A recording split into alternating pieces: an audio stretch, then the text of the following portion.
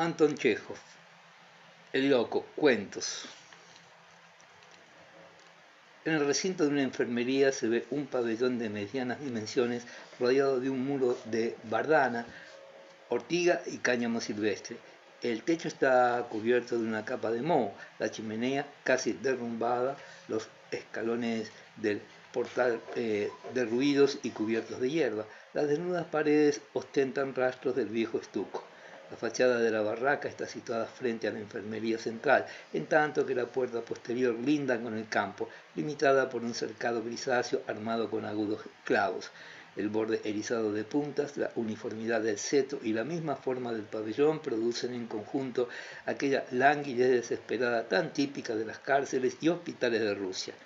Si los lectores no temen los pinchazos de aquellas ortigas, los invito a que suban conmigo por la estrecha senda que conduce al pabellón para ver lo que ocurre en el interior. Pasada la primera puerta, entramos en el vestíbulo. A lo largo de las paredes de la sala y en torno de la chimenea, vense amontonado grandes bultos propios de un hospital: colchones, batas viejas y rotas, pantalones, camisas con puntitos azules y toda clase de calzado ya inservible. Sobre estos desechos descansa con su inseparable pipa entre dientes el viejo guardián, Nikita, un antiguo soldado, retirado a juzgar por las franjas descoloridas de su guerrera, su rostro y su nariz encarnada de alcohólico, así como las pobladas cejas le dan la expresión de un perro de la estepa. Es de mediana estatura y enjuto de carnes, aunque su porte no carece de marcialidad y sus puños están debidamente desarrollados. Este sujeto pertenece a la clase de hombres de carácter sincero, decididos, exactos, cumplidores de sus deberes y casi insensibles, que ante todo estiman el estricto orden, considerándolo como el objeto único de su existencia, y al asestar puñetazos en la cara, en la espalda o en cualquier otra parte de su víctima, está convencido de que es este el único medio de mantener el orden y la disciplina. La antesala conduce a una sala grande y espaciosa que ocupa todo el largo del pabellón, sin contar el vestíbulo. Las paredes de la habitación están pintadas de un azul pálido y el techo parece la tapia de un gallinero.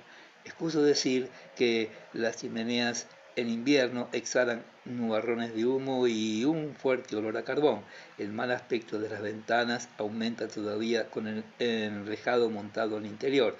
El suelo está sucio y lleno de basura. El ambiente huele a col agria, a mecha quemada, a chinches, a amoníaco, y todo aquello da al visitante la impresión de hallarse en una jaula de fieras.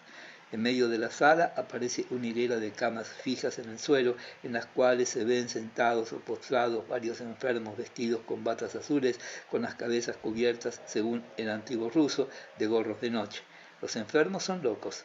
En conjunto hay allí 5 personas, solamente un paciente es de origen distinguido y todos los demás son simples burgueses.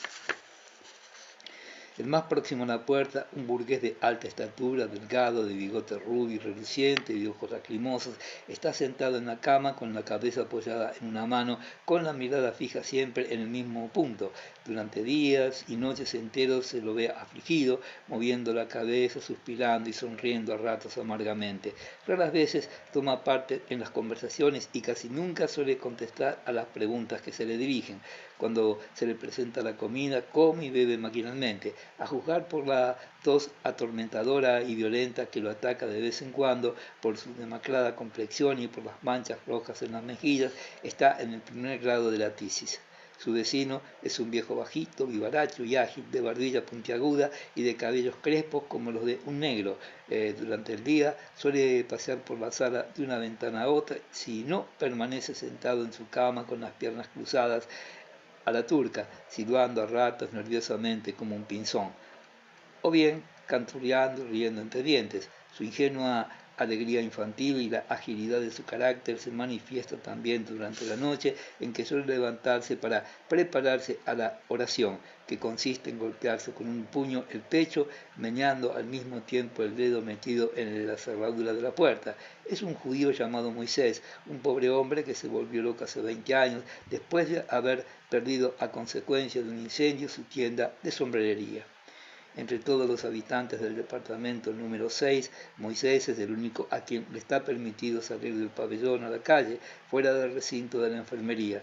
Desde hace mucho tiempo, goza de tal privilegio, siendo considerado como un antiguo huésped del hospicio y como un alienado pacífico e inofensivo, un gracioso bufón del pueblo.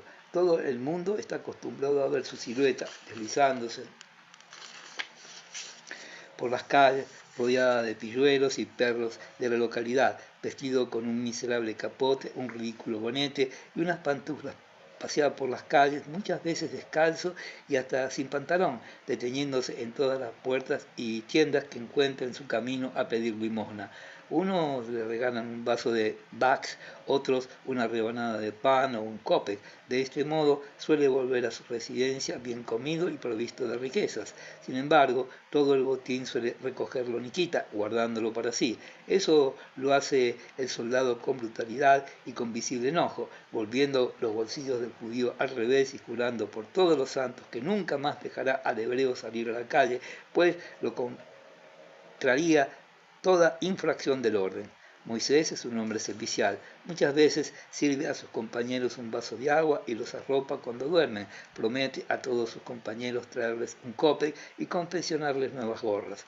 Además, suele nutrir a cucharadas a su vecino, un pobre paralítico colocado a su izquierda, pero todo eso no lo hace por compasión o por cualquier sentimiento de humanidad, sino imitando inconscientemente el ejemplo de su vecino de la derecha, llamado Gromov. Iván Dmitrievich Gromov, hombre de unos 33 años, era hijo de una noble familia, habiendo desempeñado anteriormente el cargo de ejecutivo judicial y de secretario provincial. Sufre la manía de persecución. Si no está postrado en la cama, enroscado como un caracol, ni de azancadas la sala de un rincón a otro como haciendo gimnasia. Muy raras veces está sentado, está siempre sobresaltado y dominado por cierto deseo confuso, cuyo objeto desconoce. Basta un ligero ruido en la antesala o algún grito en el patio para que se levante la cabeza con atención. Le parece que ya vienen a buscarlo, a apresarlo.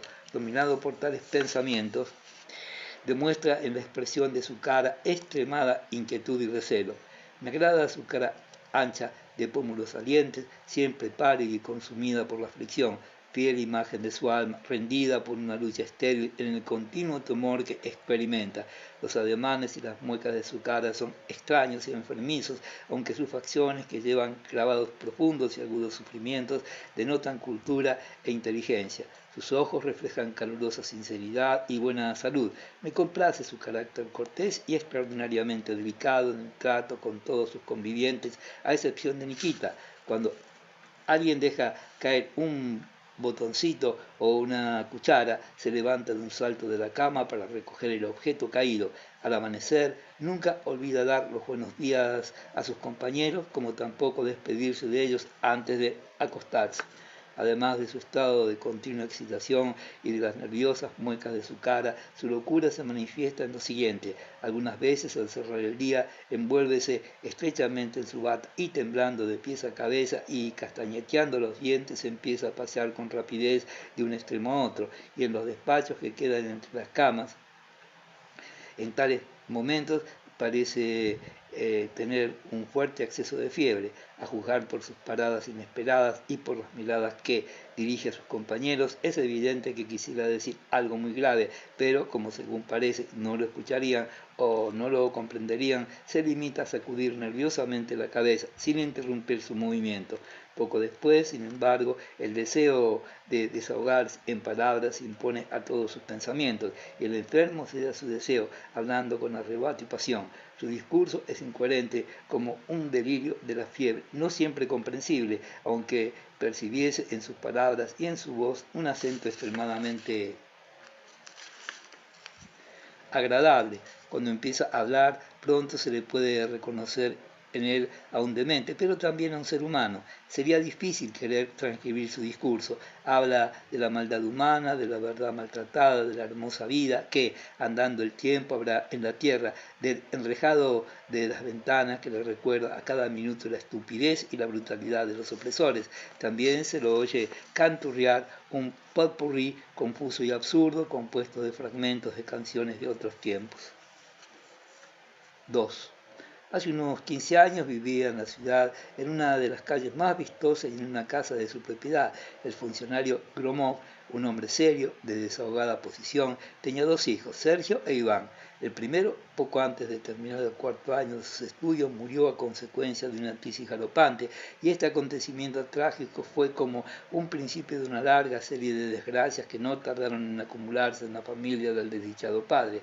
Apenas transcurrida una semana del entierro del estudiante, el anciano fue denunciado y arriado por fraude y despilfarro, y murió en breve en la enfermería de la prisión, víctima del tifus. La casa y todos los bienes del finado fueron vendidos en pública subasta, y la viuda e Iván quedáronse sin sus medios de existencia. Cuando su padre vivía, Iván Dmitrich, durante sus estudios en Petrogrado, recibía cada mes de 60 a 70 rublos y no podía por consiguiente formarse ninguna idea de lo que significaría la miseria, pero al quedarse sin recursos, su vida hubo de experimentar un cambio. Desde el amanecer hasta la noche se vio obligado a tener que ganarse la vida, dando lecciones muy mal pagadas y trabajando de escribiente, aunque con todo eso vivía en la penuria por tener que mandar toda su ganancia a su madre para que viviera. Esta clase de vida era superior a las fuerzas de Iván, que no tardó en decaer y ponerse enfermo, hasta que, por último, no pudiendo continuar los estudios universitarios, volvió a su pueblo natal. Gracias a la intervención de personas de influencia, obtuvo allí la plaza de maestro de escuela en un colegio de la provincia. Sin embargo, incapaz de vivir en armonía con sus colegas y de ganarse la simpatía de sus discípulos, pronto se vio obligado a renunciar a su nuevo cargo. Entre tanto, su madre había muerto.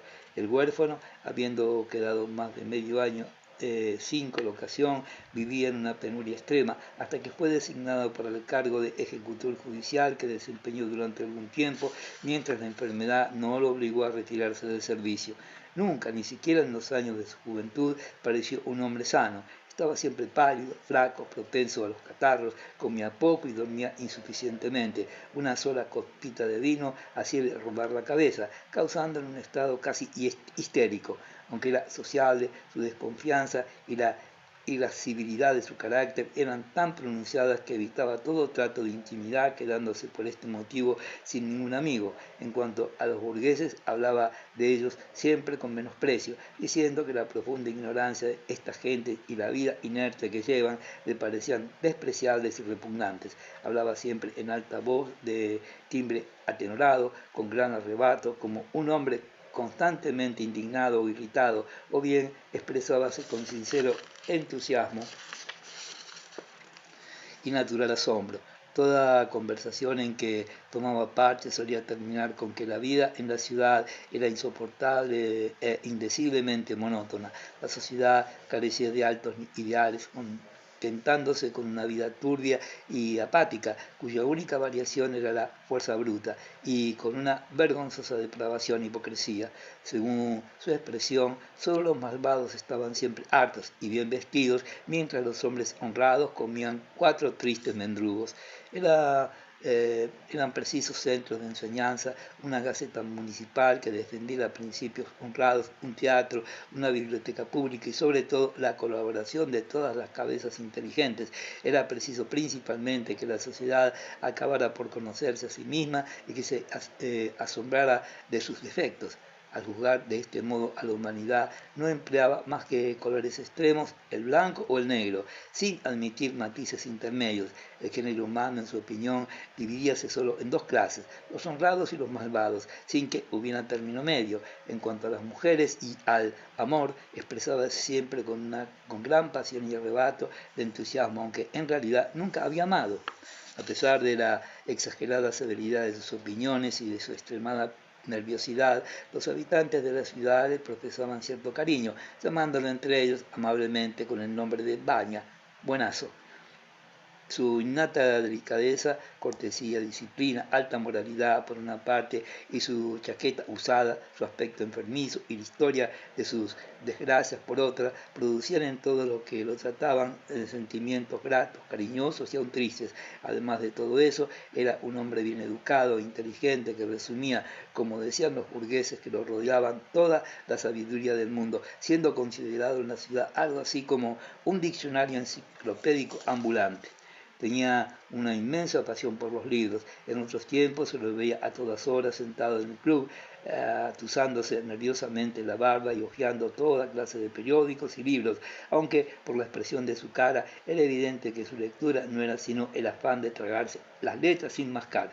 Hay que considerar además que su pasión por la lectura no era más que una de las costumbres propias de su enfermedad, y de este modo lanzábase con la misma avidez sobre todo lo que caía entre sus manos, aunque fueran periódicos del año anterior o viejos almanaques. En su casa siempre leía en posición horizontal.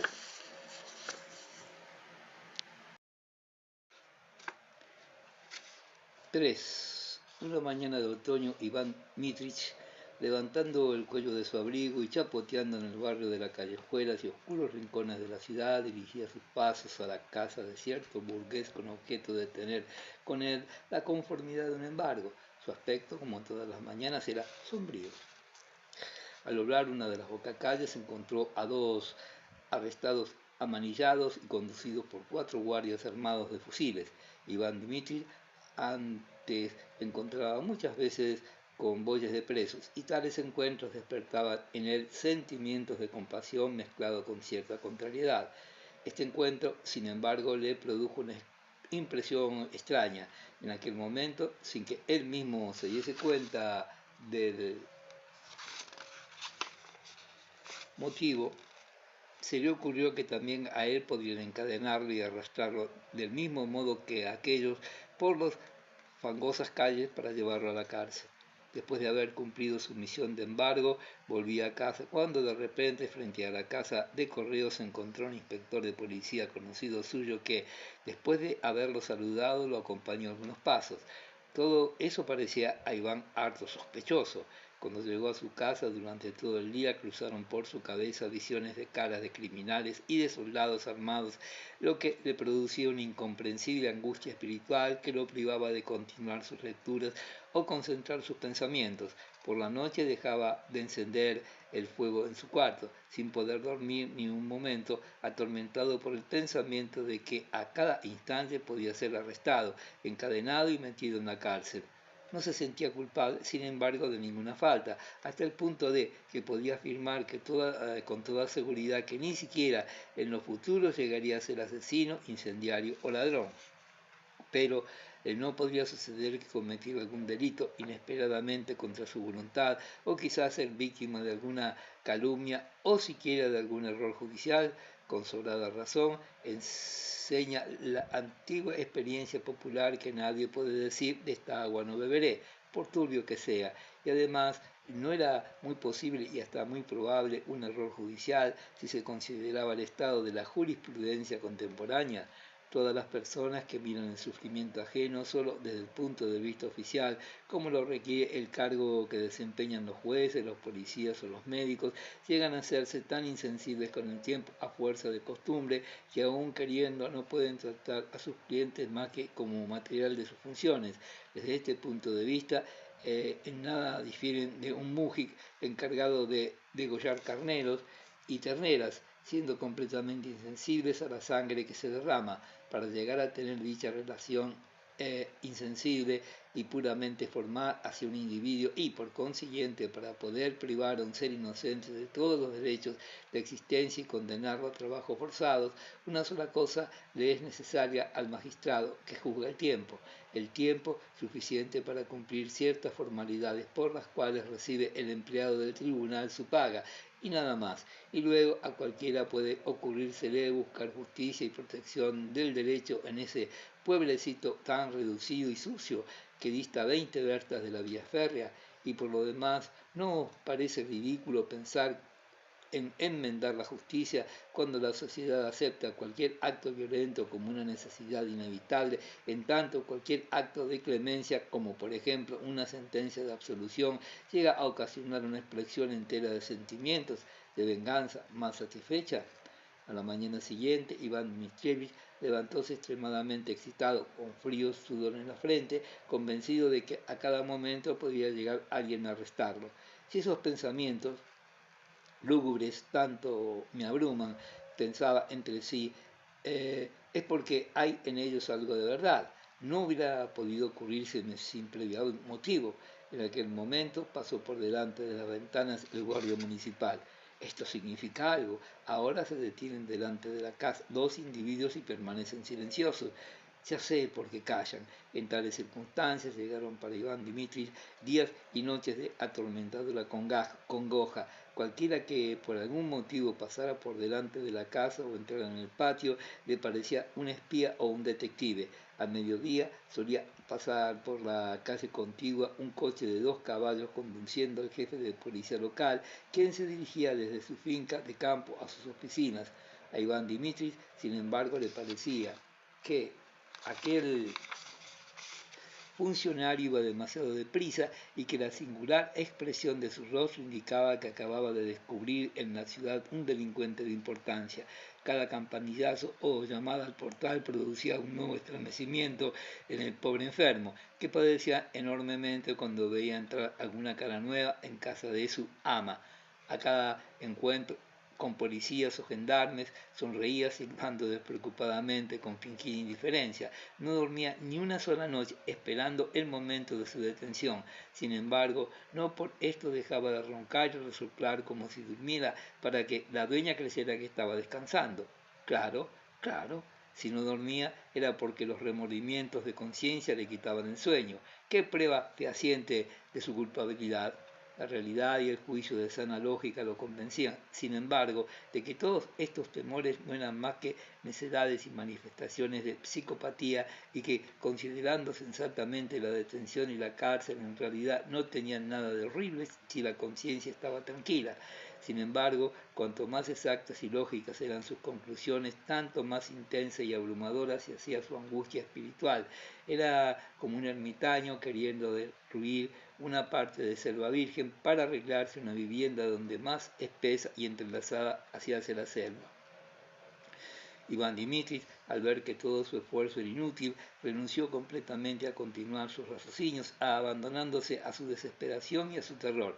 Poco a poco fue aislándose, esquivando todo trato con las gentes, por repugnante que le pareciera antes su empleo, ahora le parecía mucho más. A cada paso temía que lo engañaran, introduciéndole disimuladamente en el bolsillo algún objeto robado, con el fin de aprovecharlo luego como comprobación de algún supuesto delito, o tal vez él mismo cometiera inesperadamente con los documentos fiscales algún error que equivaldría a un fraude, y por último podría perder el dinero que le estaba confiado.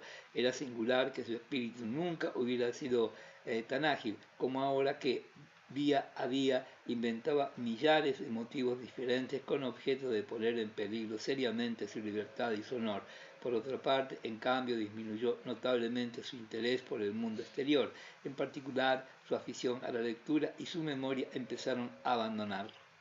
En primavera, después del deshielo, en el barranco que estaba cerca del cementerio fueron hallados 2 cadáveres medio descompuestos, el de una vieja y el de un muchacho, con indicios de que habían sido víctimas de una muerte violenta. En todo el pueblo no se hablaba de otra cosa que de aquel trágico hallazgo y de los asesinos desconocidos, para que nadie pudiera sospechar que él era el asesino. Iván Dmitrievich pasaba por las calles continuamente, a cada encuentro con sus conocidos, en cambio, palidecía ruborizándose y poníase a convencer a todo el mundo de que no había ningún crimen tan brutal como asesinar a los débiles e indefensos. Sin embargo, pronto se cansó de tantas invenciones, decidió, después de corta vacilación, que lo mejor en su precaria situación era refugiarse en la cueva de la casa de su amo. 2 días Y una noche pasó en el subterráneo, tiritando de frío y esperando la llegada del anochecer para deslizarse furtivamente a su habitación. Hasta el amanecer permaneció en pie en medio de la pieza, quedándose inmóvil y escuchando atentamente. A la mañana siguiente, antes de la salida del sol, vinieron unos fumistas a casa de su amo. Por más que Iván Dmitri sabía perfectamente que estos hombres venían para restaurar el horno de la cocina, el miedo le insinuó que no eran sino policías disfrazados. Callando, salió de la sala y sin gorra ni chaqueta echó a correr a la calle. Inmediatamente lanzáronse tras él los perros, dando fuertes ladridos. Por detrás se oyó el llamamiento de un mújic, en tanto que el silbido del viento resonaba en las orejas de Iván, a quien le parecía que la brutalidad del mundo entero se había congregado tras él persiguiéndolo. Seguidamente fue detenido y llevado a casa, y la dueña fue inmediatamente en busca del médico. Andrés Efimich, del cual hablaremos más detenidamente, ordenó que se le aplicaran compresiones frías en la cabeza y le recetó unas gotas. Luego, meneando sombríamente la cabeza, salió, después de haber advertido a la dueña que no volvería porque nadie tenía derecho a privar a los hombres de que se volvieran locos, no teniendo en su casa Iván Dmitri medios para su manutención y para el importe de los medicamentos. Fue trasladado a la enfermería, donde fue colocado en el departamento de enfermos besánicos. Durante las noches no dormía, molestando e inquietando a los demás enfermos, hasta que, según la orden de Andrés Efimich, fue transportado al departamento número 6. Antes de que transcurriera un año, nadie en la ciudad se acordaba ya de Iván Dmitri y de sus libros que su antigua dueña echó en el cobertizo, encima de unos viejos trineos, y que se repartieron los chicuelos de la localidad. Capítulo 4. El vecino de Iván Dmitri, que estaba colocado a su izquierda, era, como ya hemos dicho, el judío Moisés. En tanto, a su derecho se encontraba un muji cuyo rostro parecía nadar en grasa, casi completamente idiota. Este animal inmóvil, goloso y sucio, hacía ya mucho tiempo que había perdido la capacidad de pensar y sentir, despidiendo constantemente una fetidez penetrante. Nikita, que se encargaba de atenderlo, suele pegarle con todas sus fuerzas sin temer lastimar sus puños, pero no son los golpes lo horrible del caso, porque al fin y al cabo a todo puede uno acostumbrarse, sino el hecho extraño de que aquel animal apático no contesta a tal castigo ni con un solo sonido, movimiento o expresión de la mirada, limitándose solamente a tambalearse ligeramente como un pesado barril. El quinto y último habitante del departamento, número 6, es un burguesito antiguo clasificador de cartas en la oficina de correos, un rubio bajito, de complexión enjuta, de rostro simpático, no sin cierta picardía, a juzgar por sus ojos prudentes y pacíficos, que denotan serenidad y buen humor. Guarda en la intimidad de sus pensamientos cierto misterio muy grave y para él muy agradable. Debajo de la almohada y del colchón de su cama oculta cierto objeto que hasta ahora a nadie ha enseñado, no por miedo de que se lo quiten o roben, sino porque tienen vergüenza de mostrarlo. De vez en cuando se acerca a la ventana y, volviéndose de espaldas a sus compañeros, coloca algo sobre el techo, mirando luego con la cabeza inclinada. Si en tal momento alguien se acercara, al pobre quedaría muy turbado, arrancando aquel objeto inmediatamente del sitio en donde lo había puesto. Este misterio, sin embargo, no es difícil de descubrir. Bien, puedes felicitarme, dice a Iván Dmitrich. Acabo de ser propuesto para la orden de San Estanislao de segunda clase, con estrella.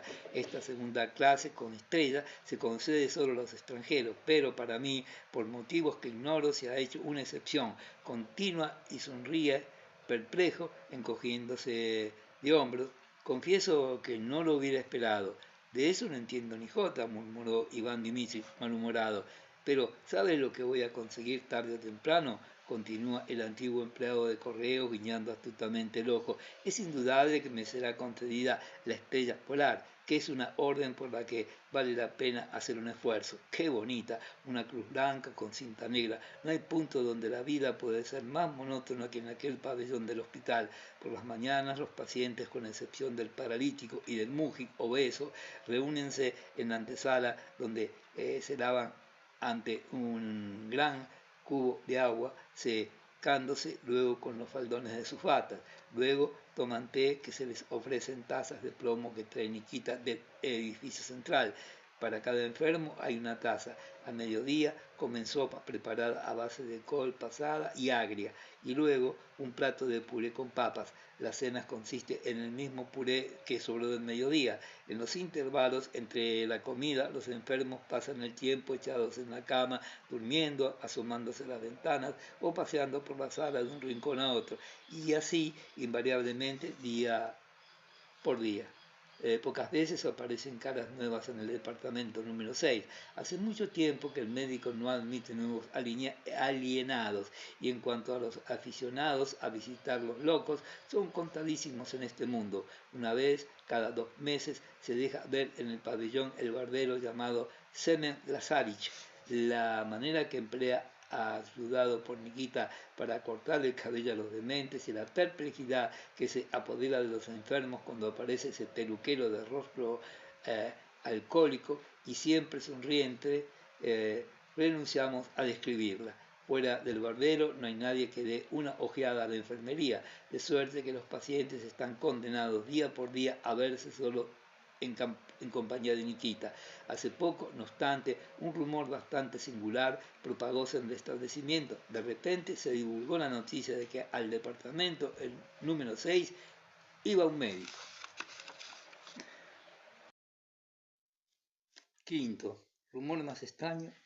El doctor Andrés Efimich Ragin era un hombre notable en su clase. Según se decía, en sus primeras mocedades había sido muy devoto, preparándose a abrazar la carrera eclesiástica. Después de haber terminado en 1863 el curso de bachillerato, tenía la intención de matricularse en el seminario, pero no realizó este plan porque, según parece, su padre, doctor en medicina y cirugía, que solía burlarse sarcásticamente de las intenciones de su hijo, acabó por declarar terminantemente que si persistía en sus deseos de hacerse pope, los desheredaría. No puedo precisar lo que haya de verdad en esta afirmación. Sin embargo, el propio Andrés Efimich declaró más de una vez que no sentía vocación alguna por la medicina ni la ciencia general. De todas maneras, el estudiante, después de haber terminado sus estudios en la Facultad de Medicina, no tomó el hábito, jamás manifestó ser hombre devoto. Su exterior era tosco, grosero, recordando la fisonomía de un mújic por sus facciones, su barbudo rostro, su cabello lacio y su complexión torpe. Recordaba más bien un ventero, y era glotón, sanguíneo e incapaz de dominarse. Su cara era de expresión ruda y estaba salpicada de fibras violáceas. Tenía los ojos diminutos y la nariz encarnada. En proporción de la altura de su porte y de la anchura de sus hombros, sus brazos eran hercúleos. A primera vista se adivinaba que un solo puñetazo de aquella mano hubiera bastado para mandar a cualquiera al otro mundo. A pesar de todo, su conducta era condescendiente y sus modales eran circunspectos, mostrando una correcta discreción. Al tropezar con alguien en el estrecho corredor del establecimiento, era siempre el primero en dejar el paso al que cruzaba con él, haciéndolo no con voz de bajo, como se podía esperar, sino con una aguda de tenor, diciendo: «Usted perdone». Tenía en el cuello un pequeño divieso que lo privaba de llevar cuellos recios y almidonados, y por este motivo poníase siempre una camisa delgada de lienzo o de indiana. En resumidas cuentas, no parecía un médico. Era capaz de llevar, aunque fuera durante 10 años, la misma prenda y un traje nuevo que solía procurarse en alguna tienda judía. Parecía sobre él tan arrugado y usado como un viejo ataviado. Con la misma chaqueta iba al consultorio, comía y hacía visitas, aunque todo esto no lo hacía por mezquindad, sino por apatía absoluta en cuanto a su exterior. Cuando Andrés Efimich llegó a la ciudad para ocupar su nuevo cargo en el establecimiento filantrópico. Hallábase en un estado deplorable. El hedor de las salas, de los corredores y del patio de la enfermería dificultaba la respiración. Los mújik de la enfermería, las enfermeras y sus hijos dormían en las mismas salas que los enfermos, quejándose continuamente de que la vida les era imposible a causa de la abundancia de cucarachas, chinches y ratones. En el departamento quirúrgico no era posible evitar la erisipela. En toda la enfermería no había más que 2 escalpelos y ni un solo termómetro. Las cubetas servían de depósitos a las papas. El celador, la mayordoma y el cirujano no hacían sino robar a los enfermos. En cuanto al antiguo médico del establecimiento, antecesor de Andrés Efimich, contábase que se ocupaba en vender clandestinamente el alcohol destinado para la enfermería y que había establecido para su uso un verdadero harén, compuesto de enfermeras y enfermas. La administración municipal, por más que conocía perfectamente este desorden, que los burgueses mismos pintaban con colores exagerados, miraba las cosas con gran condescendencia. Unos excusaban el defecto diciendo que con el hospital albergábanse solo burgueses y mújicas, los cuales no tenían ningún motivo para estar descontentos, puesto que en su casa vivían mucho peor que en la enfermería. ¿Pretendían acaso comer pollo? Otros alegaban para disculpar el estado lamentable del establecimiento que la municipalidad por sí sola, sin recibir ningún socorro de la administración provincial, no estaba en condiciones de poder mantener una buena enfermería y que por lo tanto había que dar gracias a Dios de que hubiera a lo menos un hospital, aunque fuese malo. Los representantes despreocupados de la administración provincial estaban por lo tanto lejos de querer establecer ningún sanatorio ni en la ciudad ni en cualquier otro punto, so pretexto de que la ciudad poseía ya su enfermería. Después de haber hecho una inspección general en la enfermería, Andrés Efimich llegó a la conclusión de que aquella era una institución extremadamente perjudicial para la salud de sus moradores. Los más razonables, según su opinión, hubiera sido soltar a todos los enfermos y cerrar la enfermería. Opinaba, sin embargo, que para tal decisión no basta solamente su voluntad, y además que todo eso hubiera sido inútil, porque la sordidez física y moral se alejaría de un punto para refugiarse en otro. No quedaba pues otro remedio que esperar hasta que la resolución brotara sola, y por último, si los habitantes mismos se conformaban con ella, era que el establecimiento les era indispensable. Las asquerosidades y bajezas de la vida son males indispensables, que llegaran a convertirse con el tiempo en algo sensato y no vedoso, así como se transforma el estiércol en mantillo. En la tierra no hay cosa hermosa que en su estado primordial no haya sido más o menos repugnante. Al principio, Andrés Efimich miraba las cosas con bastante indiferencia, limitándose únicamente a pedir a los mújicas y a las enfermeras que no pernoctaran en las salas de los enfermos, y disponiendo además que se colocaran en la sala 2 armarios con instrumentos médicos. Pero, a pesar de todo eso, el celador, la mayordoma y el cirujano, como también la erisipela, permanecieron en su lugar. Andrés Efimich era ante todo amigo de la prudencia y de la honradez, pero para que él estableciera la vida en torno suyo de conformidad con dichos principios, le faltaba la firmeza correspondiente de carácter y la fe en la justicia de sus pretensiones. No era hombre capaz de ordenar o prohibir ni de insistir en el exacto cumplimiento de sus órdenes. Parecía como si se hubiera comprometido a no alzar nunca la voz, a no emplear jamás en modo imperativo. Le costaba mucho dar alguna orden directa y cuando tenía ganas de comer decía a la cocinera, tal vez tomaría un poco de té, o bien, tal vez comería. Advertir al celador que dejara de robar, o bien despedirlo, o quizás suprimir por completo aquella plaza inútil y parasitaria era absolutamente superior a sus fuerzas.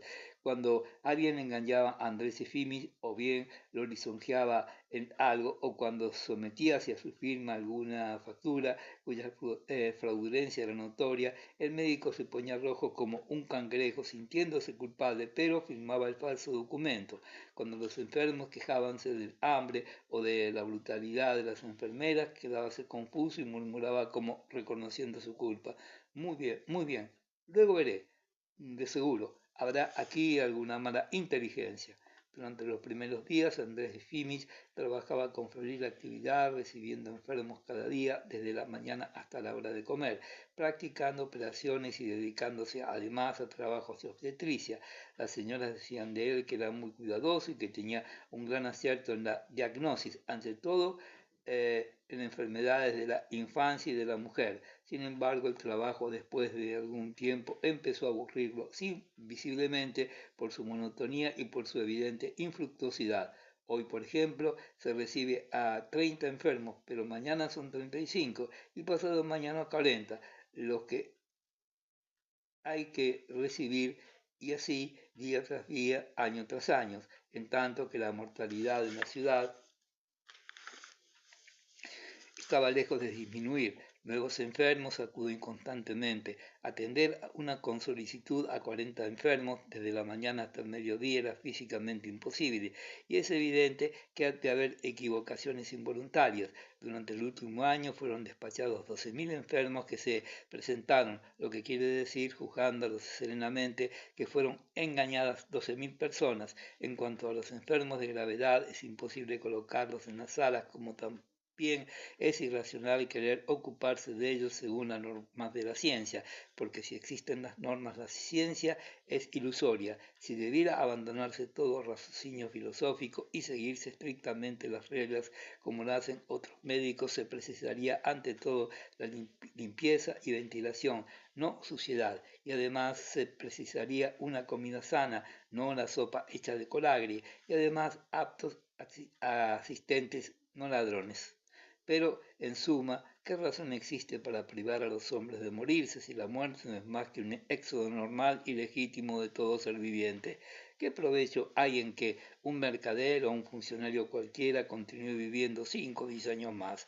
Si el objeto de la medicina es aliviar los sufrimientos, impónese involuntariamente la pregunta, ¿para qué aliviarlos? En primer lugar, dicen que los sufrimientos llevan al hombre a la perfección, y luego, si la humanidad realmente pudiera aliviar sus penas por medio de píldoras y gotas medicinales, no tardaría en desechar la religión, con lo cual había encontrado no solamente protección contra toda clase de miseria, sino la misma felicidad. Es sabido que Pushkin antes de morir experimentó horribles sufrimientos y que el infortunado Heine estuvo durante varios años paralítico. ¿Por qué no había de enfermar un poco el tal Andrés Efimich o alguna Matrena Savishna, cuya vida es completamente inútil y al no ser por los sufrimientos sería desolada como la de un irracional? Abismado en tales reflexiones, Andrés Efimich volvíase cada vez más apático, dejando de visitar con regularidad de establecimiento. Sexto, he aquí el programa de su vida. Por lo regular se levanta por la mañana a las 8 y toma el té. Después se sienta en su gabinete a leer o va a la enfermería. Allí, en el corredor estrecho y oscuro, se ven sentados los enfermos, ambulantes en espera de la consulta. Allí, golpeando con sus botas el suelo enladrillado, discurren mujeres y enfermeras. Pasean enfermos demacrados, envueltos en sus batas, son transportados cadáveres y toda suerte de podredumbre. Se oyen lamentos de niños y se escucha silbar el aire. Bien sabe Andrés Efimich que para los enfermos atacados por la fiebre, para los tísicos y para toda clase de pacientes impresionables, es muy penosa semejante situación, pero ¿qué remedio? En la antesala tropieza con el cirujano, Sergio Sergeyevich, pequeño y rechoncho, de rostro hinchado, afeitado y bien lavado, de maneras suaves y condescendientes, con un traje nuevo y muy amplio, con el cual más parece un senador que un cirujano. Tiene una gran clientela en la ciudad, lleva corbata blanca y se considera más experto que el doctor, que no ejerce práctica alguna. En ningún rincón de la antesala está colocada una inmensa imagen en un marco iluminada por una pesada lámpara. A su lado se ve un altar privado cubierto con una funda blanca. De las paredes cuelgan retratos de arciprestes con vistas del monasterio de Sviatogor y algunas coronas de flores secas. Sergio es hombre devoto y gran amigo de la pompa religiosa. La imagen de la antesala fue costeada por él según sus órdenes. Todos los domingos lee a algunos de los enfermos himnos a la gloria de nuestro Señor y de la Virgen. En voz alta, después de la lectura, Sergio pasa por todas las salas con incensario e inciensa a los enfermos. Como los enfermos abundan y el tiempo falta, las consultas limítanse a un breve interrogatorio y a las prescripciones de cualquier remedio, como por ejemplo el ungüento volátil de aceite de ricino. Andrés Efimich quédase sentado con la barbilla apoyada en el puño, pensativo, interrogando maquinalmente a los pacientes. Sergio, sentado igualmente, se restriega las manos y muy raras veces interviene en la consulta. Sufrimos enfermedades y miserias, dice, porque somos incapaces de rezar fervorosamente a nuestro Salvador. Eso. Durante la consulta no ejecuta Andrés Efimich ninguna operación, porque hace tiempo ha perdido la costumbre de operar y hasta la vista de la sangre le causa una sensación desagradable. Cuando es preciso abrir la boca a un chico para examinarle la garganta y cuando el pequeño empieza a chillar defendiéndose con las manitas, al doctor le da vuelta la cabeza, siente fuertes zumbidos en las orejas y las lágrimas le saltan de los ojos.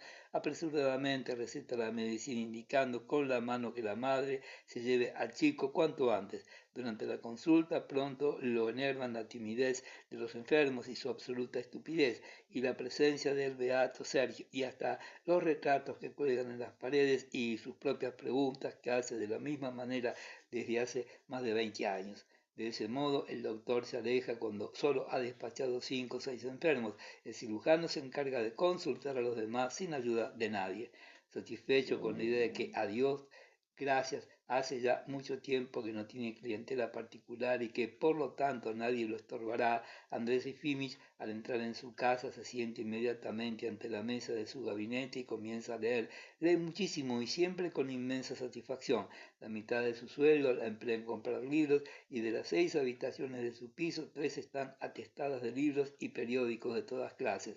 Ante todo, se interesa por obras históricas y filosóficas y en cuanto a la medicina, está abonado solamente a El Médico, que siempre empieza a leer por el final. Su lectura se prolonga cada vez varias horas, sin interrupción, sin causarle fatiga. Lejos de leer rápido y atropelladamente, como lo hace en su tiempo libre Iván Dimitrich, lo hace por el contrario, cómodamente, penetrándose bien de la materia y deteniéndose a cada momento en los pasajes que lo atraen y que le son incomprensibles. Al lado del libro siempre tiene un jarro de vodka y un hombro salado o una manzana en almíbar colocada directamente en el tapete, sin ninguna clase de plato. Cada media hora, sin despegar los ojos del libro, llena un vaso de vodka y se lo bebe de un trago. Luego, sin levantar los ojos, se encuentra palpando el hombro y pellizca un pedacito. A las 3 se aproxima cuidadosamente a la puerta de la cocina y dice, después de carraspear ligeramente, Dariushka, si pudiera comer. Terminada la comida, que es inútil decir, bastante defectuosa y poco limpia, Andrés Efimich empieza a pasear por sus habitaciones y cruzando los brazos sobre el pecho entrega hacia sus reflexiones. Solo de vez en cuando se oye el chirrido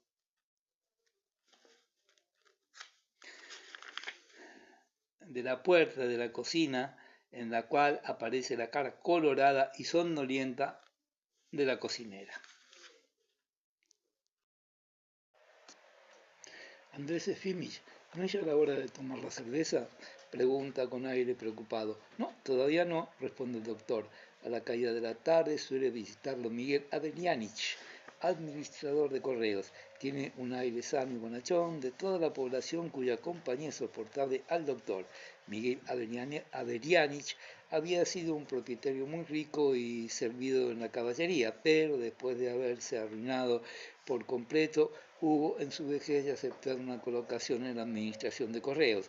Tiene un aire sano y bonachón, hermosas patillas grises, modales distinguidísimos y una voz fuerte pero agradable. Es un hombre de buenos y nobles sentimientos, pero un tanto colérico. Cuando alguno de los clientes de la casa de correos empieza a protestar sin conformarse con el trato que se le da o si le da simplemente por emitir alguna crítica, el rostro de Miguel Adelianich se enciende en cólera y grita trémulo con voz estertórea: ¡silencio!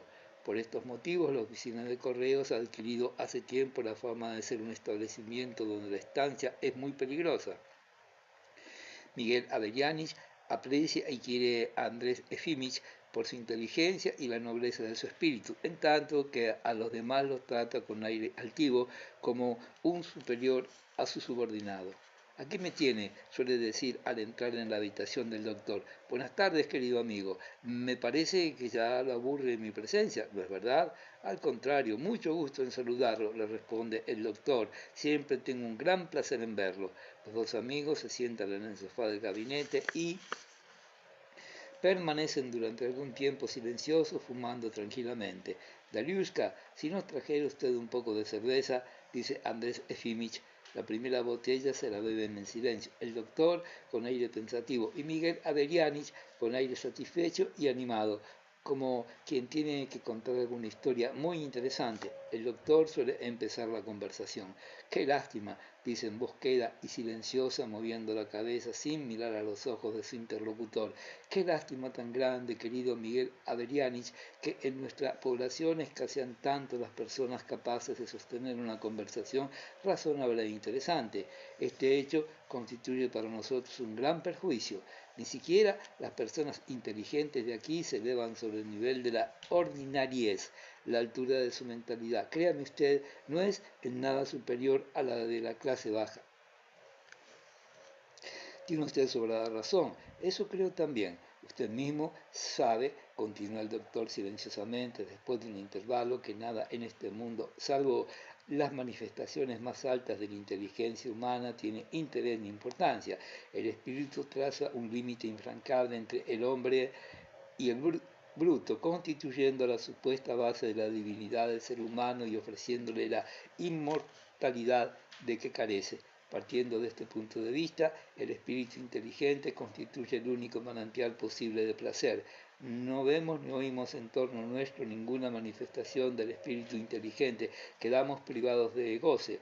Nos quedan libros, es verdad, pero estos son una cosa completamente diferente de la conversación viva y el trato social. Si usted me permite una comparación no muy acertada, diré que los libros son papeles de música y la conversación el canto».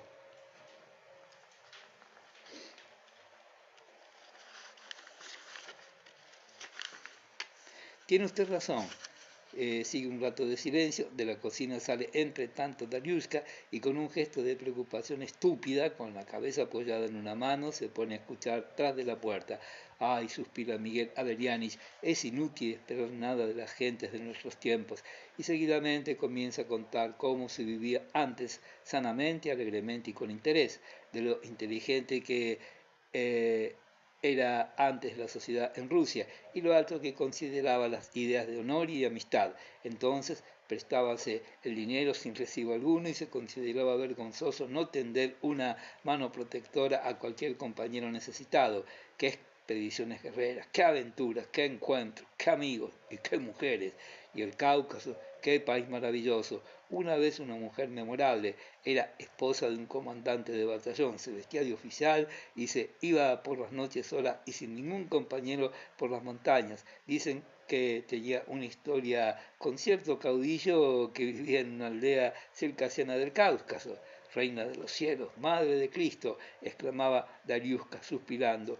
«Y cómo se bebía, cómo se comía entonces, y qué liberalismo más pronunciado reinaba en aquellos tiempos». Andrés Efimich escuchaba todo esto sin interés, pensaba, ¿sabe Dios en qué?, y bebía cerveza sordos. «Muchas veces sueño en personas inteligentes y en conversaciones que he sostenido con ellas», dice inesperadamente, interrumpiendo a su amigo. «Mi padre me dio una instrucción espléndida, pero, cediendo a las ideas de los años 60, me obligó a que me hiciera médico. Me parece que si entonces no lo hubiera escuchado, me encontraría en el centro mismo del movimiento intelectual, figurando indudablemente como miembro de alguna academia. La vida es una trampa enojosa. Cuando un hombre inteligente llega a la edad viril y se encuentra en estado de completa madurez, se siente involuntariamente como metido en una trampa sin salida. Por casualidad ignota, es sacado del abismo de la nada a la vida. ¿Por qué? quiere conocer el sentido verdadero y el objeto de su existencia, pero nadie lo satisface o se lo contesta con sandeces. Llama, pero nadie le abre, y aún la muerte llega sin voluntad. Y de la misma manera que en una prisión las personas ligadas por la común desgracia se sienten aliviadas cuando se reúnen entre sí, también en la vida el hombre nota menos el atolladero en que está metido cuando se reúnen personas que aman el análisis y las generalizaciones y se pasan las horas cambiando ideas elevadas y libres. En ese sentido, la inteligencia espiritual es un regocijo insustituible, completamente exacto. Sin mirar a la cara de su interlocutor, con voz dulce y con breves interrupciones, Andrés Efimich continúa discutiendo acerca de los hombres inteligentes y el trato con ellos. En tanto, Miguel Avellanich lo escucha distraído, manifestando de vez en cuando su conformidad. Pero, ¿usted no cree en la inmortalidad del alma? Pregunta de repente el administrador. Si debo confesar la verdad, no dejo de abrigar ciertas dudas, aunque por lo demás a veces en mí un presentimiento de que no puedo morir, o a veces pienso entre mí, o hora es ya de que te mueras, trasto viejo, y en mi alma oigo una vocecita que me dice, no, no morirás. Pocos minutos después de las 9 se va Miguel Avellanich. Al ponerse el abrigo en la antesala, dice suspirando, qué desierto me ha metido el destino. Lo peor es que aquí le tocará a uno hasta morir. Ay, Señor. Capítulo séptimo. Después de haber despedido a su amigo, Andrés Efimich vuelve a sentarse en la mesa continuando su lectura. Ni un solo ruido turbó el silencio de la tarde y de la noche que no tarda en llegar. Parece que el tiempo se para y se abstrae como el doctor en su lectura, y que nada existe fuera de este libro y de la lámpara con su pantalla verde. El rostro rudo y plebeyo del doctor se ilumina poco a poco con una sonrisa que demuestra la honda impresión y el arrebato que experimenta ante los adelantos del espíritu humano. ¿Por qué no es inmortal el hombre? Piensa, ¿para qué sirven los centros y sinuosidades del cerebro? ¿Para qué sirven la vista, la palabra, la conciencia, el genio? Si todo esto está condenado a volver al polvo y por último a enfriarse como la superficie del globo terrestre para rodar luego en la Tierra alrededor del Sol durante millones de años sin sentido ni objetivo fijo. Para que un hombre acabe por enfriarse y volver a ser arrastrado por la carrera de la tierra. No hay ninguna necesidad de sacarlo de la nada, darle una inteligencia alta y casi divina, y luego, como por escarnio, volver a convertirlo en arcilla. La transformación de la materia. Qué estupidez consolarse con esa sustitución de la inmortalidad. Los procesos inconscientes que se suceden en la naturaleza son inferiores todavía a la necedad humana, porque en esta necedad hay siempre alguna conciencia y cierta voluntad, mientras en los procesos naturales no hay pizca de todo eso. Solo un cobarde y un imbécil que tienen más miedo a la muerte que propia dignidad son capaces de consolarse con la idea de que su cuerpo, transcurrido algún tiempo, seguirá viviendo en la hierba, en alguna piedra o en algún anfibio. Comprender la propia inmortalidad como la transformación de la materia es cosa tan inverosímil como profetizar un porvenir brillante a un estuche después de haberse roto e inutilizado el precioso violín que contenía. Cuando oye dar las dos, Andrés Efimich se reclina sobre el respaldo de su sillón, tapándose la cara con las manos para dejar volar sus pensamientos. E instintivamente, bajo la influencia de lo que acaba de sacar de su libro, lanza una mirada retrospectiva a su pasado y reflexiona sobre el presente. Sabe que mientras sus pensamientos giran alrededor del sol con la tierra enfriada en su estudio de doctor, cerca de él, en el edificio principal de la enfermería, languidecen seres humanos de toda clase de males y es muy posible que alguno de ellos no duerma luchando con los insectos que lo atacan. Otro quizás se infecte de erisipela o se queje de alguna venda demasiado apretada. Quizá los enfermos juegan a los naipes con las enfermeras o beben aguardiente. Durante el año pasado han sido engañadas 12.000 personas. Toda la actividad del hospital, lo mismo que hace 20 años, no es más que una serie de robos, chismes, bagatelas, camarillas, un vil charlatanismo. Como antes, el hospital no representa más que un establecimiento inmoral y perjudicial en sumo grado a la salud de sus moradores. Bien sabe Andrés Efimich que tras las rejas en el departamento número 6 Nikita sigue zurrando a los enfermos y Moisés continúa vagando diariamente por la población pidiendo limosna. Por otra parte, sabe que durante los últimos 25 años se ha producido en la medicina una transformación legendaria.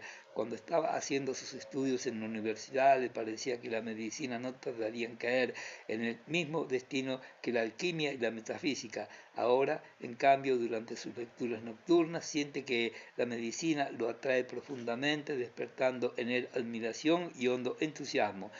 En realidad, qué clamor repentino, qué revolución. Gracias a la antisepsia realízanse actualmente operaciones que ni el gran Pirogov creía posibles, ni aún en teoría. Cualquier médico provincial se atreve a realizar la resección femurotibial y entre 100 operaciones en el vientre apenas se registra un solo caso de muerte. La operación del mal de piedra se considera tan insignificante que ni se citan los casos correspondientes. La sífilis ha llegado a curarse radicalmente y la teoría de la herencia, el hipnotismo, los descubrimientos de Pasteur y Koch, los estudios de la higiene y la estadística y la actividad sanitaria del Estado ruso, la psiquiatría con su actual clasificación de las enfermedades, los métodos diagnósticos y la terapéutica es comparado con lo que había antes una cumbre. En los tiempos actuales no se cura la locura echando agua fría sobre la cabeza de los atacados ni envolviéndolos en camisas curativas. Se les da un tratamiento humano y hasta, como dicen los periódicos, organízanse para ellos bailes y espectáculos.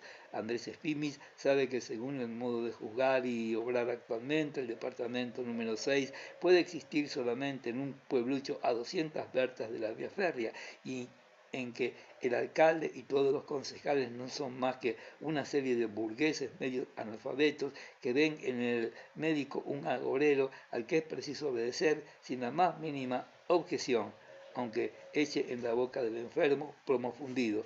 En otra parte, la sociedad y la prensa hubieran ya demolido esa diminuta Bastilla. ¿Y qué con eso? Preguntábase a sí mismo Andrés Efimich volviendo a abrir los ojos. ¿Qué hay con todo eso? Existen la antisepsia, Koch, Pasteur, pero esto no cambia la naturaleza de las cosas. La morbosidad y la mortalidad siguen lo mismo. Organízanse bailes y espectáculos para los locos, pero no por eso recobran la libertad. Un suma entre la mejor clínica de Viena y mi hospital no hay en el fondo diferencia alguna. Sin embargo, la preocupación interior y un extraño sentimiento lo obligan a permanecer en la impasibilidad, quizás sea consecuencia de una excesiva fatiga. Su cabeza, pesada, inclínase sobre el libro, deja caer la frente sobre sus manos como sobre una almohada y sigue raciocinando. Estoy al servicio de una acción perjudicial y recibo un honorario de la persona a quien engaño. No soy honrado, pero ¿tengo yo toda la culpa? Soy más que un factor del mal social inevitable. Ninguno de los funcionarios del distrito cumple sus obligaciones y todos cobran su sueldo sin razón. En resumidas cuentas, en cuanto a mi ego, no soy yo el culpable, sino la época. Si yo hubiera nacido 200 años más tarde, sería otro. Cuando dan las 3, apaga la lámpara y se retira a su dormitorio. No tiene sueño.